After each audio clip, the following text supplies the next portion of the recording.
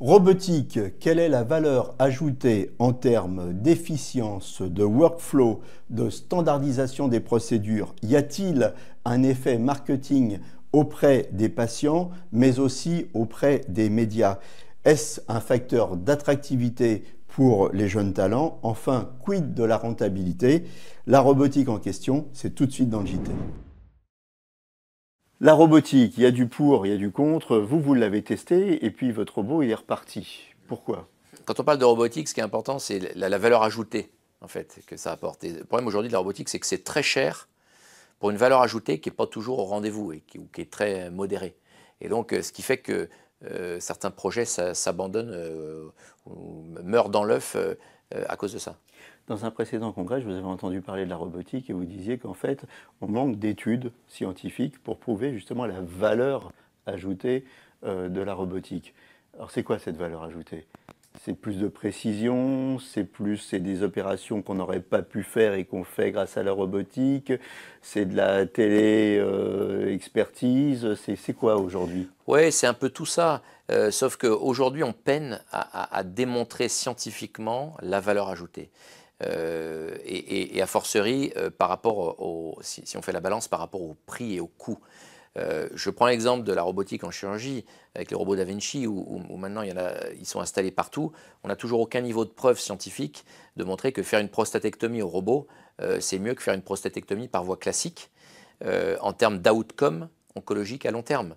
Et pourtant, il n'y a plus un patient qui ne se ferait pas opérer dans une clinique où un urologue exerce au robot. Et pourquoi ils ont plus confiance dans le robot que dans l'humain? Parce qu'ils croient que le robot fait tout, alors qu'en fait, le robot il est piloté par un humain, c'est ça, si je ne me trompe pas? Tout à fait.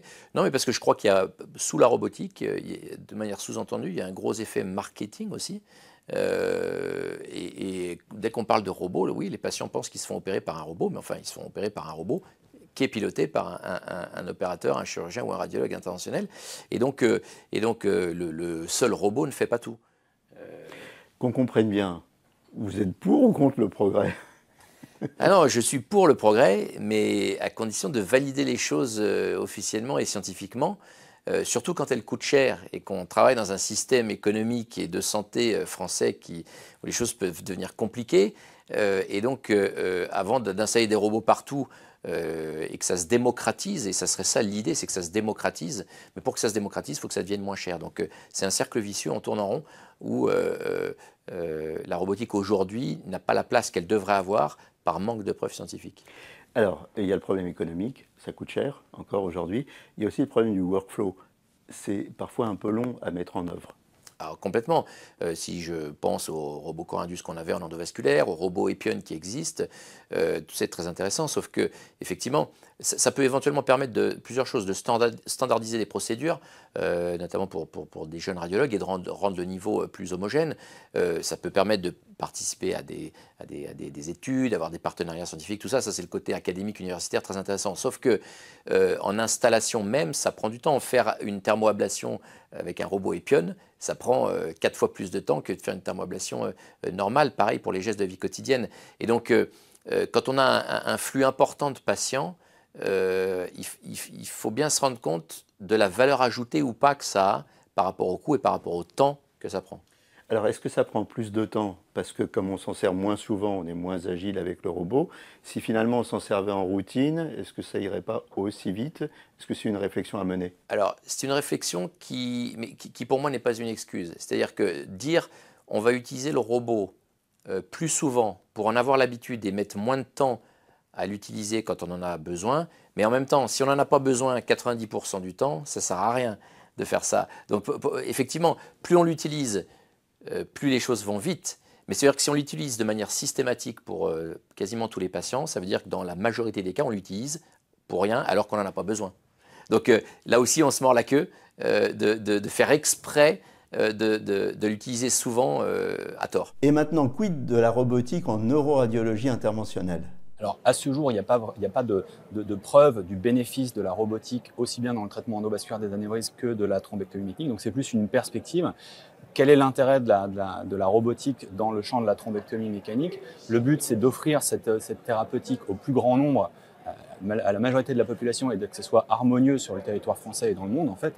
Et à ce jour, ça n'est pas le cas parce qu'il faut des centres experts qui réalisent ces gestes. Et donc la perspective de la robotique, c'est de rendre ce geste automatique, simple et qui puisse être diffusé largement dans le monde entier et qui soit beaucoup plus accessible pour traiter un maximum de patients qui nécessiteraient ces gestes de thrombectomie. L'un des plus gros freins à cet idéal, c'est quand même le coût de l'investissement pour la robotique. Alors pour l'instant, effectivement, ces dispositifs, ces technologies sont très chères.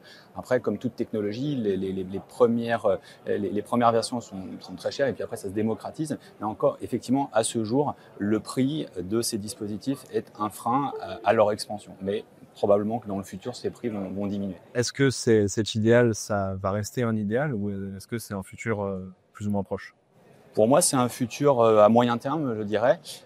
L'idéal, ce serait de pouvoir faire la procédure de façon automatisée du début à la fin. Avec les dispositifs dont on dispose actuellement, le bras robotisé ne permet de faire qu'une partie de l'intervention. Donc, il y a encore besoin d'un expert sur place pour réaliser le début de la procédure.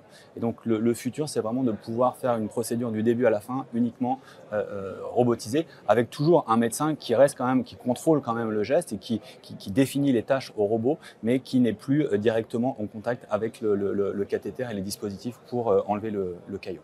On a parlé responsabilité. Qui serait responsable en cas de problème? Est-ce que c'est l'opérateur sur place? Est-ce que c'est le radiologue qui fait l'intervention à distance? Est-ce que ça serait la machine? Il faut quand même un consensus.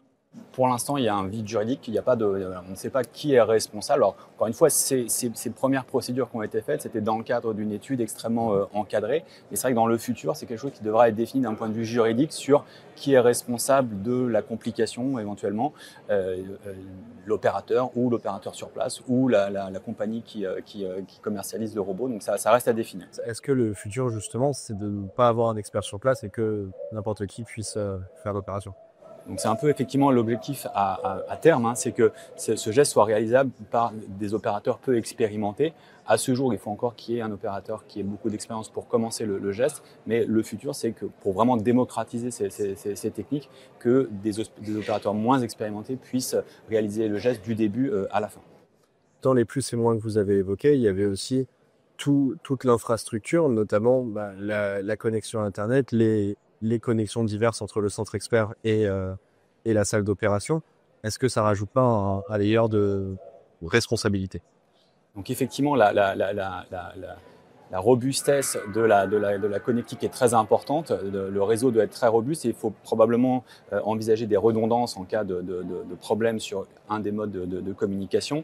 Et également la latence, il faut vraiment que le robot réponde en direct vis-à-vis des gestes qui sont réalisés par l'opérateur sur sa console. Donc ces deux éléments sont vraiment cruciaux pour fiabiliser le geste. En fait. Alors on a parlé économie, on a parlé workflow. Il y a quelque chose qui est indéniable, c'est l'attractivité. Les jeunes talents, ils veulent des robots. Donc c'est important d'attirer les jeunes talents aussi pour un hôpital. Non mais complètement. Donc vous allez racheter un robot demain. Alors, oui, je suis un déçu de la robotique. Pour autant, j'ai quand même envie d'y accéder, que ce soit Epion ou que ce soit d'autres robots, parce que déjà pour participer, parce que c'est notre rôle en tant qu'académique universitaire de participer à des études et puis au développement de la robotique. Et puis ensuite parce qu'effectivement il y a un côté attractif qui est indéniable auprès de nos jeunes et auprès de la communauté pour essayer de développer un certain nombre de techniques comme ça. Donc je suis pas anti-robot, je dis juste que je suis très modéré à différents points de vue. Est-ce que le robot, c'est la dernière question, il n'a pas un rôle aussi de nivellement, c'est-à-dire entre le très bon chirurgien, le très expérimenté et puis le moins bon?